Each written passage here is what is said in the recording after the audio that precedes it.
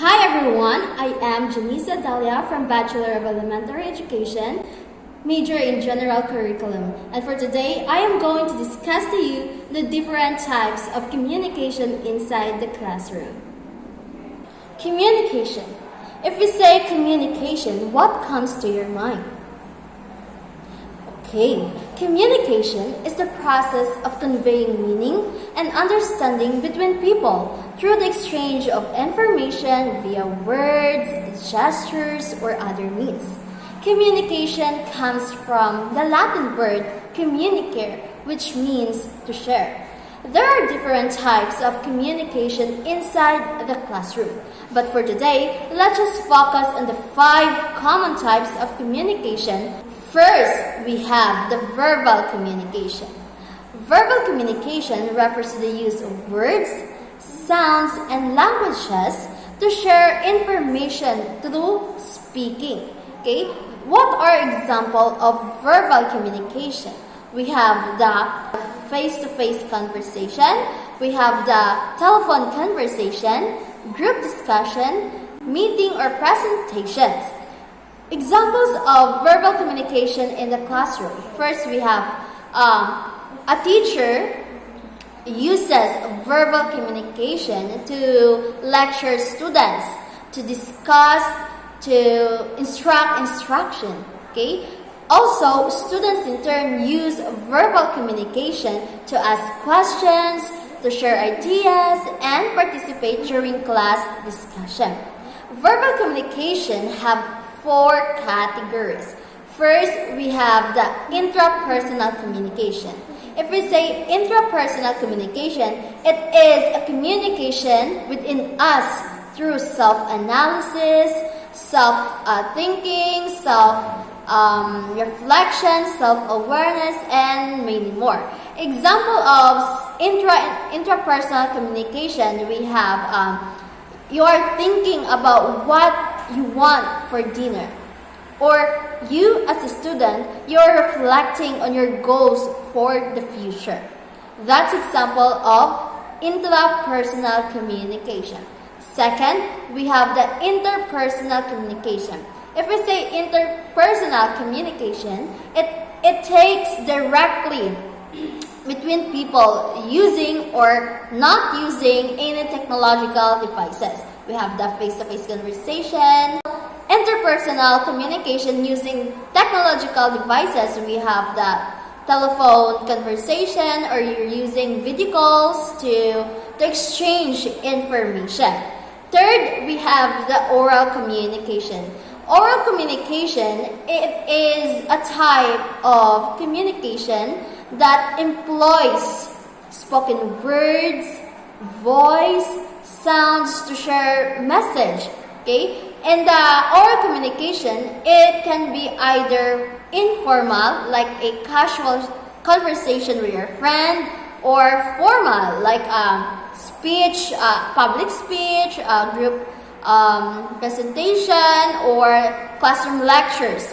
So that's example of oral communication. And lastly, we have the public communication.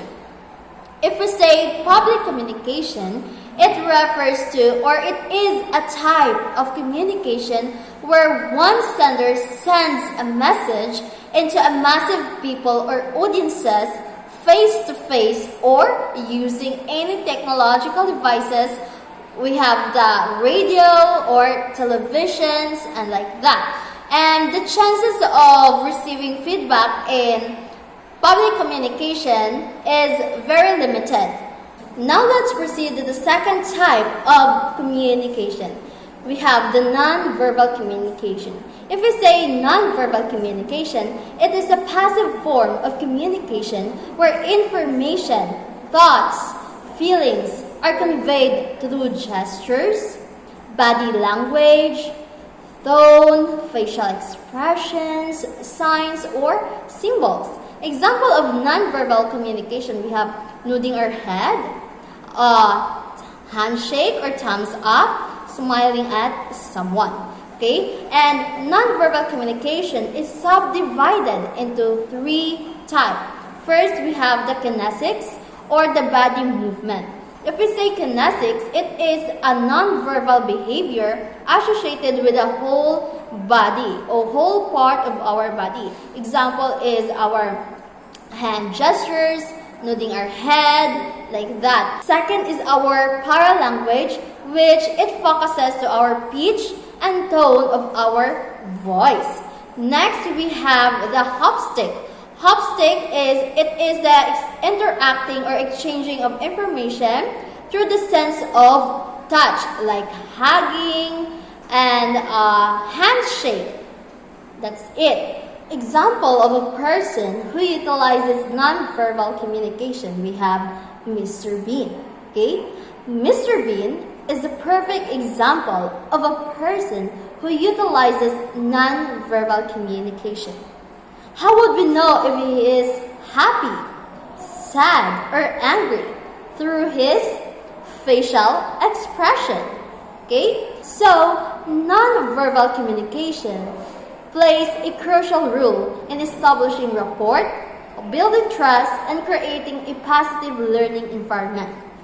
A nod of encouragement, a warm smile, a gentle touch can create a support and understanding, fostering a sense of belonging and motivating every student to learn and participate. Next type of communication, we have the written communication. If we say written communication, it is the process of conveying message into a written symbols or images. Examples of written communication in education, we have the prepared lesson plan by teachers. We have the printed handouts or assignments given to the students. Also, we have the guidelines, the classroom rules or guidelines that is posted on the board or the walls inside the classroom. So those are some examples of written materials. And those written materials serves as the source of information of every student inside the classroom. The fourth type of communication, we have the visual aids and multimedia.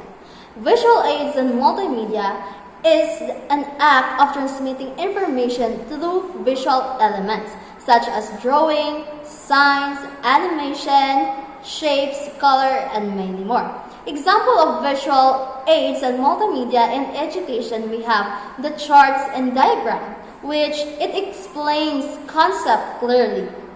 We also have the PowerPoint presentation to organize and highlight key points. Also, we have the video and animation that demonstrate processes and stories. And lastly, we have the poster and flashcards for quick review or references. So those are examples of visual aids and multimedia used in education. Now let's go on to the fifth type of communication, which is the digital communication tool. Digital communication tool are the technologies or platforms that uses electronic means to receive, send, or share information digitally, enabling communication between individual or groups across distance and time. Example of digital communication in education. We have the Google Classroom.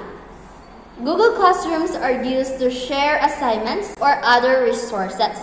Next, we have the Google Meet, Zoom, Microsoft Teams used for virtual classes.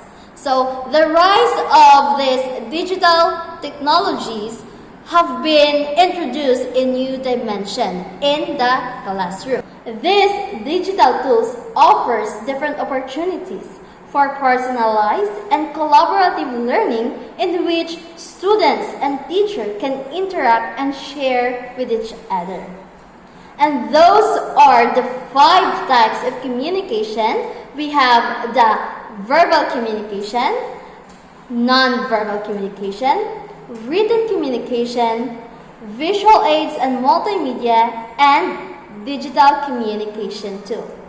So that's all for today, and thank you everyone.